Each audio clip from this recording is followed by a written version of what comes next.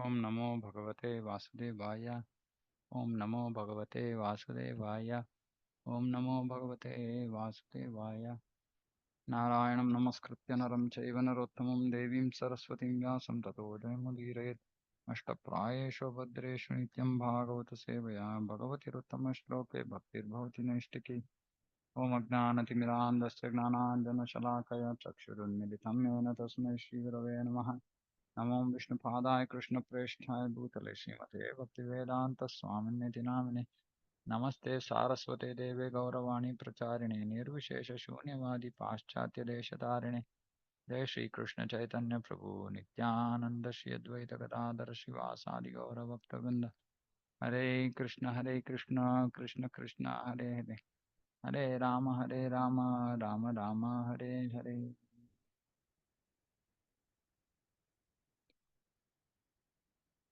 Srimad Bhagavatam, Canto 4, Chapter 9, Verse 36. Maitreya Uvacha न वै मुकुन्दस्य पदारविन्दयोरजोजुष्यस्तात भवादृशा जनाः वाञ्छन्ति तद्दास्यमृतेऽर्थम् आत्मनो यदृच्छया लब्धमनः समृद्धयः. Great said Maitreya continued, my dear Vidura, persons like you who are pure devotees of the lotus feet of Mukunda, who can offer liberation and who are always attached to the honey of his lotus feet, are always satisfied in serving at the lotus feet of the Lord. In any condition of life, such persons remain satisfied, and thus they never ask the Lord for material prosperity.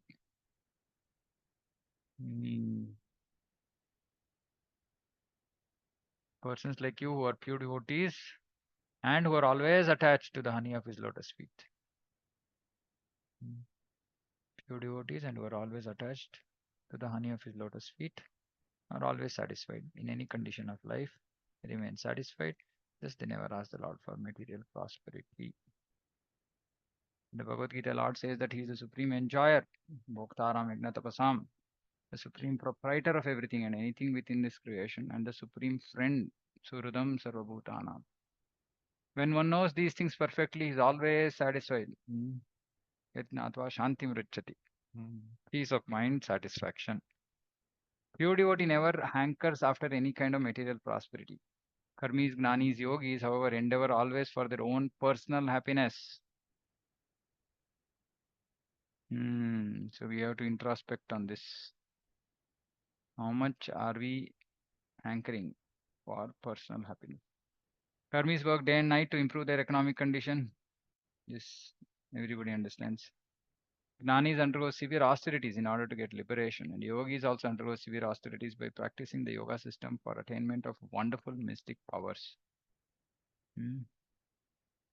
So, this is for bhogi. The bhogi, then Gnani wants mukti, yogi wants siddhi. A devotee, however, is not interested in such activities. What activities? He is not interested day and night to work day and night to improve his economic condition. He is not interested in liberation. He is not interested in mystic powers. Yeah, we will easily say, I am not interested in liberation, I am not interested in mystic powers, but I am interested in improving my economic condition. Then we remain a karmi. He does not want mystic powers or liberation or material prosperity. He is satisfied in any condition of life as long as he is constantly engaged in the service of the Lord. So nice. We can desire to reach this stage that we be satisfied in any condition of life as long as we are able to be in the service of the Lord. If we are not able to be in the service of the Lord, then we should not be satisfied.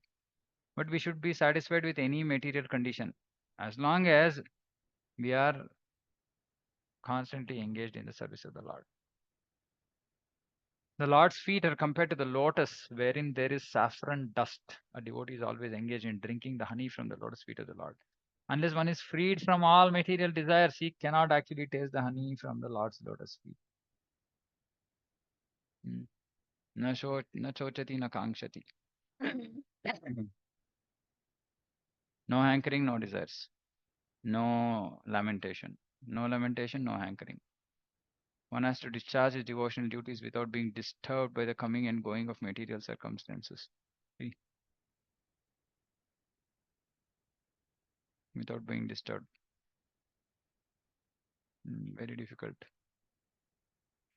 The only thing possibly we all do, irrespective of our material circumstances, is chanting, I guess.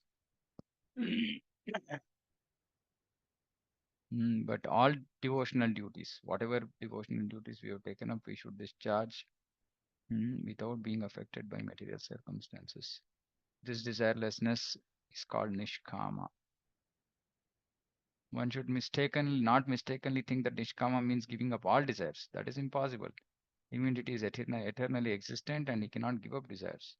He must have desires. That is a symptom of life. When there is a recommendation to become desireless, it is understood that this means that we should not desire anything for our sense gratification. For a devotee, this state of mind, nispruha, is the right position. Actually, every one of us already has an arrangement for our standard of material comforts, meaning based on our karma phala. Devotee should always remain satisfied with the standard of comforts offered by the Lord, as stated in Ishopanishad, Tena Tyaktena Bunjita. This saves time for executing Krishna consciousness. How much time we spend trying to improve our material condition. Prabhupada is saying, it's okay, don't bother about it. It will save time for you to execute Krishna consciousness. Hmm. It almost seems like Prabhupada is repeating the same thing again and again in every verse, in every purport, isn't it? So we have to remain satisfied with whatever material condition. Very difficult. Very, very difficult. Always we want something more materially. And then, we are so intelligent and that we somehow connect it with devotional service and try to justify our requirement. Somehow. Hmm. But actually, deep in the heart, we know, no, no, no, this is nothing. This is not required for me to execute my devotional service. Simply, I'm just making that connection so that I can justify my material requirement. But we should be true to our heart and understand, is it really required for me to discharge my devotional service? If so, okay. Otherwise, it is just my desire. And we should not desire anything for himself. Okay? We should remain nishkama. We should be remain satisfied with whatever material condition of life. See this. This saves time for executing Krishna consciousness. Otherwise, we are just constantly engaged in thinking about this problem, this situation, that situation. Then where is time for Krishna consciousness? Wherever there is little time left, and we'll say, okay, I'll do Krishna consciousness in that much time. But stage of Nishta, this is okay. This happens in Anartha Nivrata, but we have to come to the next stage, Nishta, where in spite of whatever material conditions, we should discharge our duties without being disturbed. That should be our immediate goal. Only then we can think of making progress, further progress, and we can think of Krishna Prema and this and that and all that only later. First, steadiness in bhakti, not getting materially entangled, no material desires, being desireless, materially desireless. And sometimes devotees come and say, Prabhu, I'm just not asking for anything, Prabhu. I just want peace of mind and happiness. They're asking the whole world in that one statement. Uh, it's not money only. It's anything material, any material comfort, betterment of a material situation is desire. Somebody was telling me, I just want peace of mind, then I can do my bhakti. Then I said, you can't do your bhakti at all. Hmm. Padam padam yadvipadam, dukkhalayam ashashvatam. Where are you going to get peace of mind here? Unless you make progress in devotional service, you can't get peace of mind on the material platform. Only when one makes progress in devotional service, then irrespective of the material condition, he'll be satisfied. Then only peace of mind. Yeah, Prabhu. Prabhu, I have a question. Looks like Prabhupada is making two opposite statements here. So one is Mm-hmm. that he's saying that we should be satisfied by the standard of material comforts arranged by the Lord, which means that Lord takes care of even the essential requirements of No, a no, no. That's devotee's not life, what it right? means. That's not what it means. It just says our karma phala. It just says our karma phala. That's all. See, Okay. for us, for Lord to be giving us something, we have to be very advanced. We are not that advanced. That is Ananyas Chintayantoma. What is Mm-hmm. Ananyas Chintayantoma? Constantly, somebody was thinking only about the Lord, not about his own problem, his situation. For him, Lord will give, Lord will take care. But our stage of devotional service is just our karma phala. That's all. And we should be Okay. satisfied with whatever has come. Mm. Mm. And in the other line, when Prabhupada writes that when we are saying desirelessness, it is only for the sense gratification. So Yeah. is he giving the caveat of still it is okay for a devotee to ask the essential conditions? Is that what Prabhupada is No, suggesting what here? is essential is just being alive. Ah, okay. Bhagavatam Okay. says that we can desire to keep body and soul together. That's all. So for that, if somebody doesn't have food, no problem. It can be asked. If somebody doesn't have, has very, health is very bad, not able to do anything, we can ask, saying that I wanted to serve. But all these also mm, uh, intermediate stage. Advanced stage devotee will say, Krishna wants me to learn something in this situation, so I will learn. Why am I asking him to, better my situation? So Mm. neophyte devotee wants material comfort, material desires from the Lord. Slightly more advanced devotee will maybe ask for self-preservation, which is what Bhagavatam says. Very advanced devotee doesn't ask for anything except just constant engagement in service of the Lord.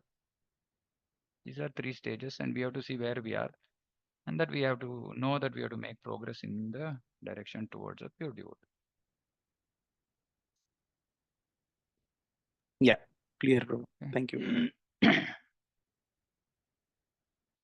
आकर्ण्यात्मजम् आयान्तं सम्परेत्या यथागतं राजा न श्रद्धधे भद्रम् abhadrasya kuto mama. When King Uttanapada heard that his son Dhruva was coming back home, as if coming back to life after death, he could not put his faith in this message, for he was doubtful how it could happen. He considered himself the most wretched, and therefore he thought it was not possible for him to attain such good fortune. Dhruva Maharaj, a 5-year-old boy, went to the forest for penance and austerity, and the king could not at all believe that a small boy of such a tender age could live in the forest. He was certain that Dhruva was dead, therefore could not fix his faith in the message that Dhruva was coming back home again. For him, this message said that a dead man was coming back home, and so he could not believe it. After Dhruva's departure from home, King Uttanapada thought that he was the cause of Dhruva's leaving, and thus he considered himself the most wretched. Therefore, even though it was possible that his lost son was coming back from the kingdom of death, he thought that since he was most sinful, it was not possible for him to be so fortunate as to get back his lost son. Okay. श्रद्धाय वाक्यं देवर्षेर्हर्षवेगेन दर्शितः वार्ता हर्तुरतिप्रीतो हारं प्रादान् महाधनम्. Although he could not believe the words of the messenger, he had full faith in the word of great sage Narada, because Narada had said that he is going to come back. Thus he was greatly overwhelmed by the news and immediately offered the messenger a highly valuable necklace in great satisfaction. तदश्वं रथम् आरुह्य कार्तस्वर परिष्कृतं ब्राह्मणे कुलवृद्धैश्च पर्यस्तोमात्यबन्धुभिः शङ्खदुन्दुभिः नादेन ब्रह्मघोषेण वेणुभिः निश्चक्राम पुरात्तूर्णम् आत्मजाभीक्षणा भीक्षणोत्सुकः. Then King Uttanapada, being very eager to see the face of his lost son, mounted a chariot drawn by excellent horses and bedecked with golden filigree. taking with him many learned Brahmanas, all the elderly personalities of his families, officers, ministers, immediate friends. He immediately left the city. As he proceeded in this parade, there were auspicious sounds of conch shells, kettle drums, flutes, and the chanting of Vedic mantras to indicate all good fortune.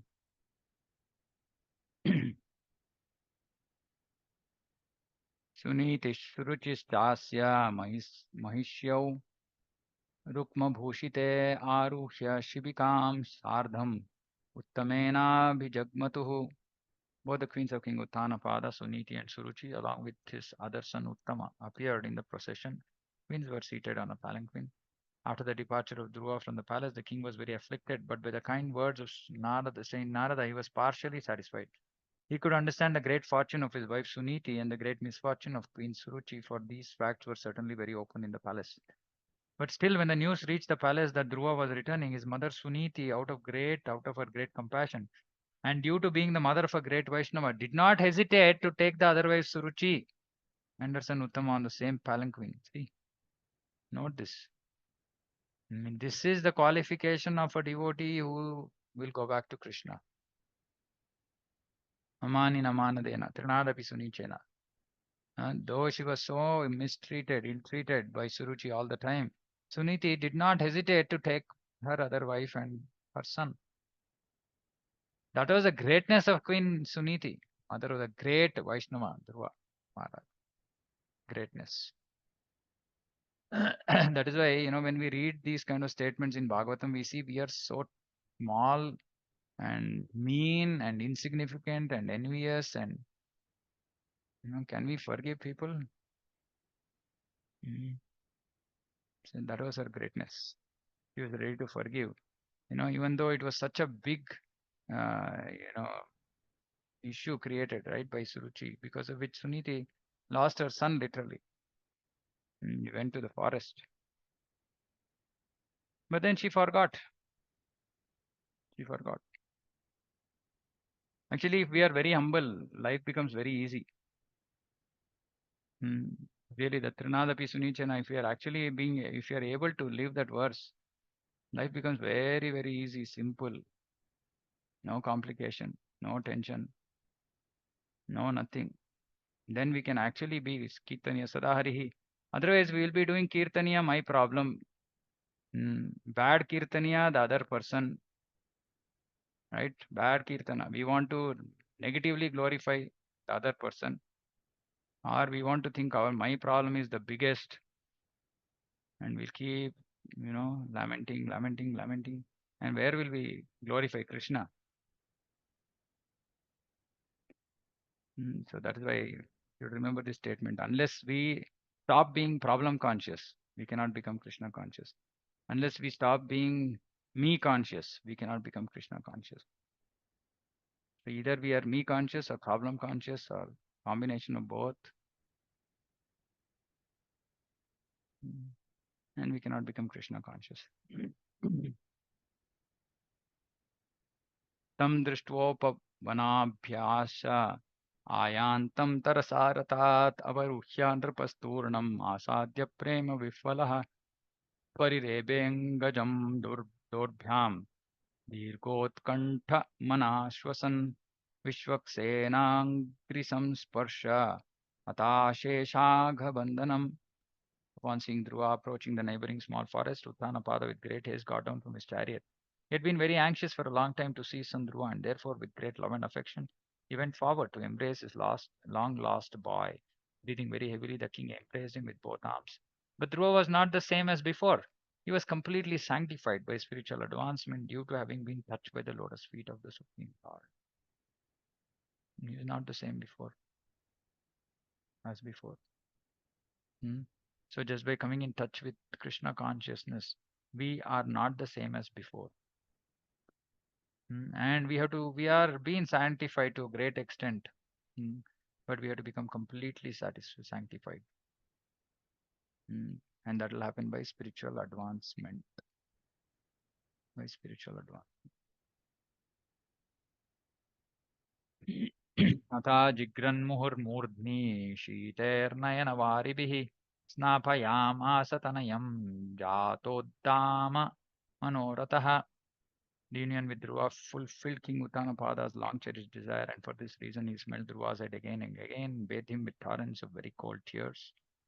By nature's way, when a man cries, there may be two causes. When one cries in great happiness upon the fulfillment of some desire, tears coming forth from the eyes are very cold and pleasing, whereas tears in times of distress are very hot.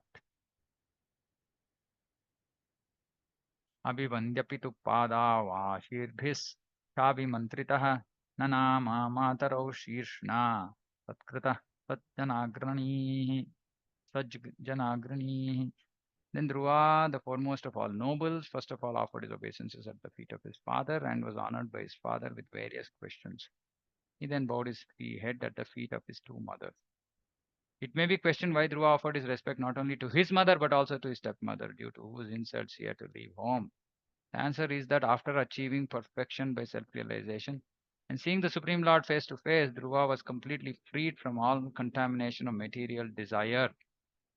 Feelings of insult or honor in this material world are never perceived by a devotee. Are never perceived by a devotee. If somebody is perceiving insult or honor, then we know we are not a devotee yet. Chaitanya therefore says that one has to be humbler than grass and that he recommends more tolerant than tree to execute devotional service. Dhruva therefore has in this verse been described as Sajjanangranihi, foremost of noble men. The pure devotee is the noblest of all, and he has no feelings of animosity toward anyone. Duality due to animosity is a creation of this material world. There is no such thing in the spiritual world which is the absolute reality.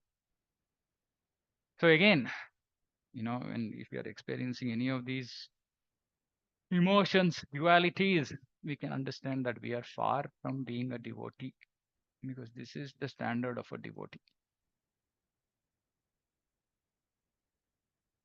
Nice, no? Every day in the morning, 8:30, we get up and treat ourselves nicely by reading Prabhupada's purport. And then the whole day is an opportunity for us to implement some of these directions, instructions that Prabhupada is giving. And again, next day morning, 8:30, we are again ready. Uh, Actually, this is the only way we are going to actually make progress. Mm. And look at it. I mean, we are just reading Prabhupada's purports, and it can have such a big impact on us, such a big impact on us.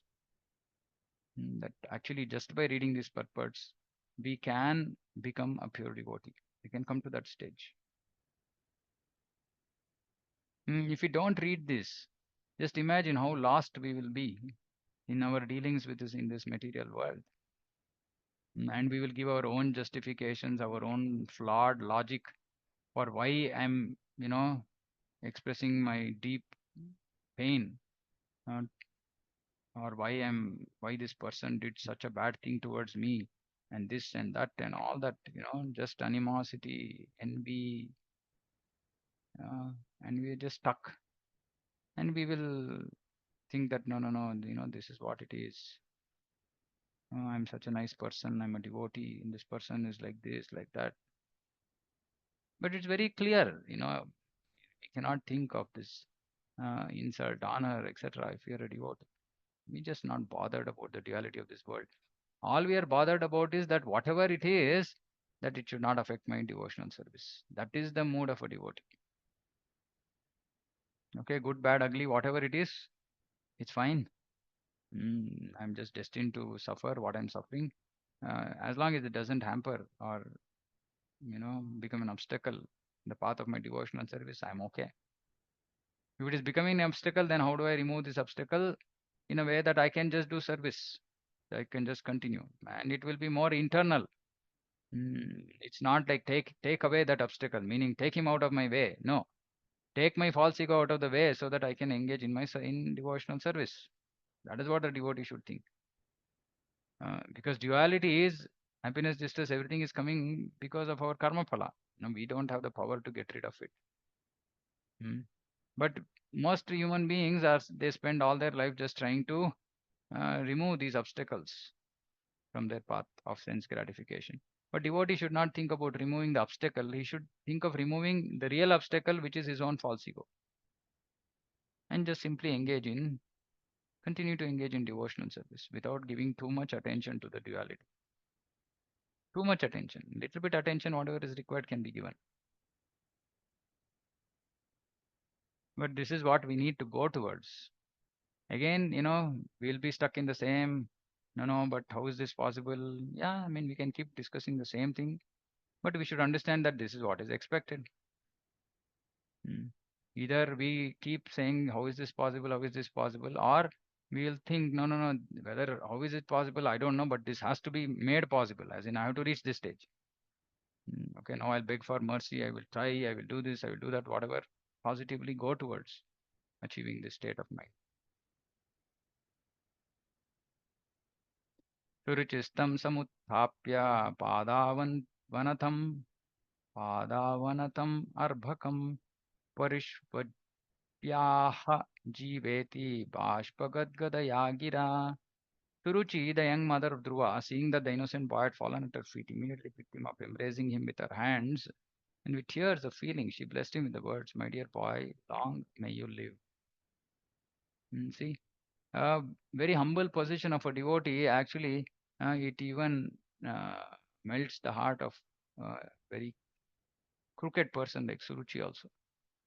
And she had tears of feeling, and she blessed him. Sincerely, she blessed him. "My dear boy, long may you live. I might have become the cause for your short living by sending you to the forest, but now that you're back, long may you live."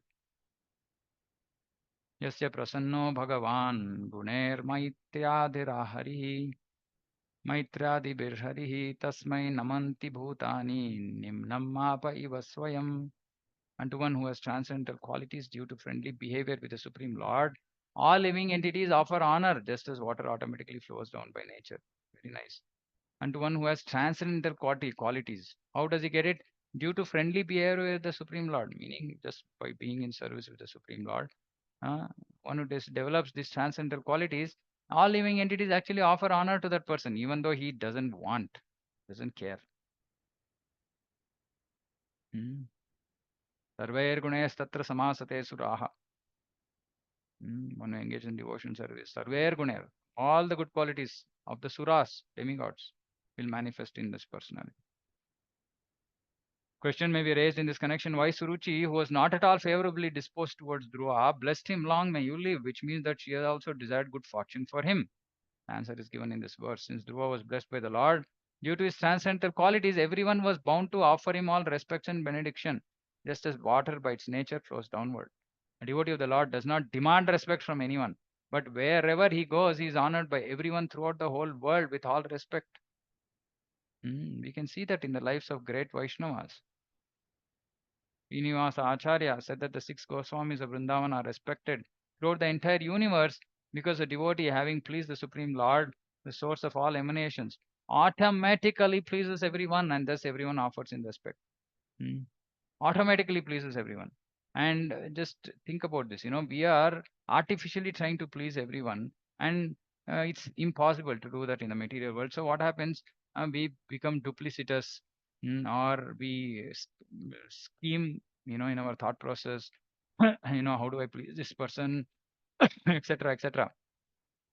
But a pure devotee, because he has pleased the Supreme Lord, automatically he pleases everyone. He doesn't have to go and try and satisfy everybody, on the material platform. No, he just his own personality and the transcendental qualities he would have developed, it will automatically please everyone. Mm. Prabhupada used to be so straightforward, so direct in his conversation, but everybody used to love him. Whoever came to meet Prabhupada would always go happy, even though he would have possibly, chastised them for some nonsense they would have spoken, but still they would go happy. Because they know that he has no ill feeling. There's no envy in his words. He's just, just wanting good of everyone. And everyone used to be automatically pleased with him. And we can see that with many others, great Vaishnavas in ISKCON even today. Mm. So this is what we need to do. But if we can't reach this stage if we are trying to satisfy everybody else except satisfying the Supreme Person. And satisfying the Supreme Person doesn't mean that I can do something, some duplicitous stuff and please Krishna. No, Krishna is not going to be pleased if my heart has duplicity. Mm. So we have to be really, straightforward, simple, like very Brahminical qualities. The way we deal with other devotees, the way we deal with other people, even Jiva Himsa, even ill-treating other Jivas, forget about devotees. Ill-treating other Jivas also the Lord will not be pleased. So if we have to actually, if we should please, if we should come to the stage of pleasing the Supreme Lord, that means that we should really, it's a high caliber, very, very high caliber of a devotee.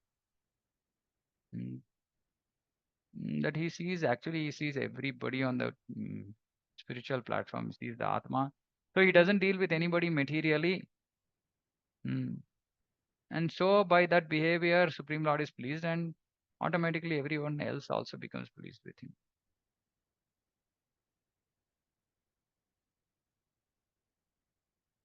Mm. What verses are there in this chapter? 948. Oh, okay, a lot more. Okay, we'll stop here. Okay. Or we'll finish another maybe 2 3 verses.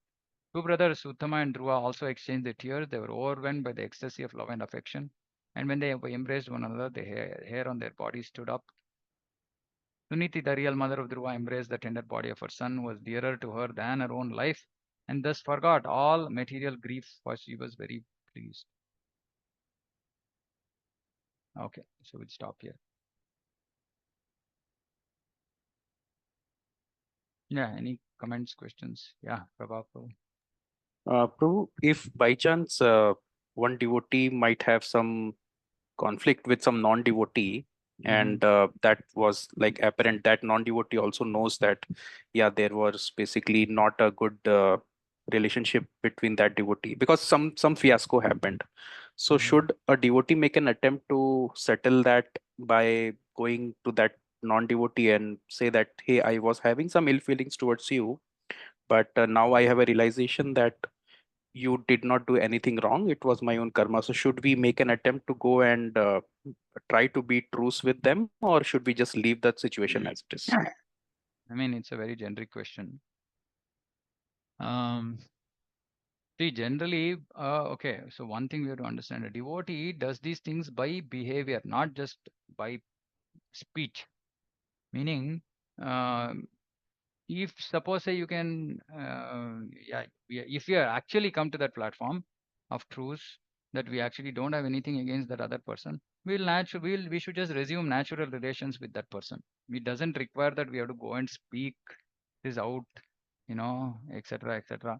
If we just become non-natural, normal with that other person, our dealings with that person becomes normal, and then that person will also realize, and maybe at some point of time, maybe it can be expressed. But the whole idea is not that we express and then we are not able to stick to that, right? So speech Hmm. is not required. Action is what is required, and action will happen only when we are really convinced about it, and we are not on the theoretical platform.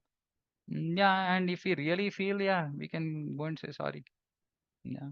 Uh, um, Yeah, depends on the situation, of course. But devotee should never see. One thing we have to understand: by keeping these things in our heart, you know what is happening?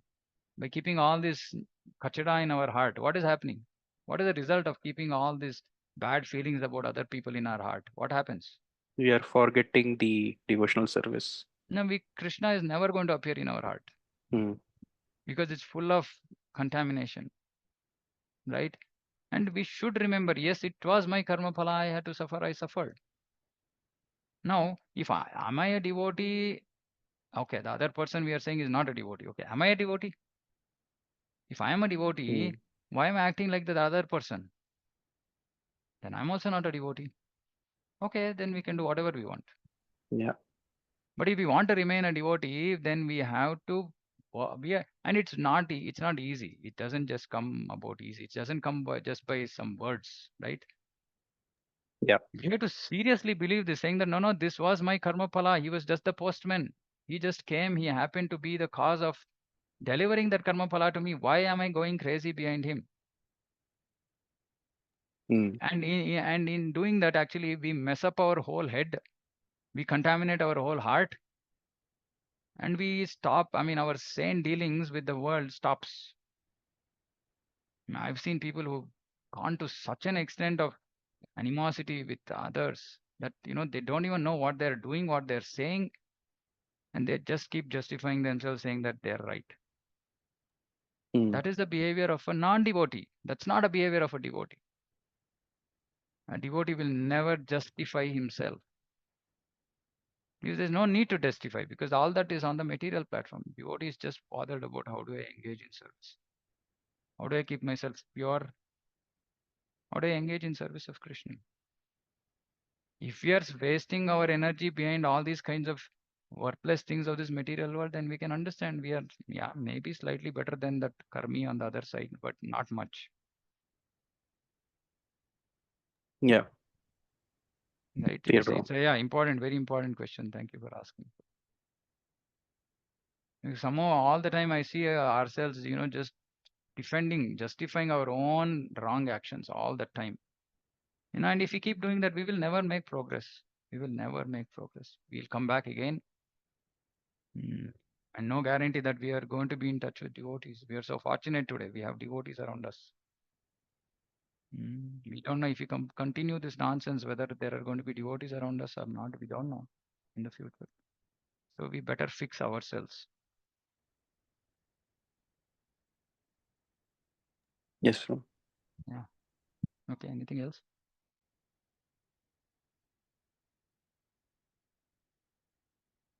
Okay.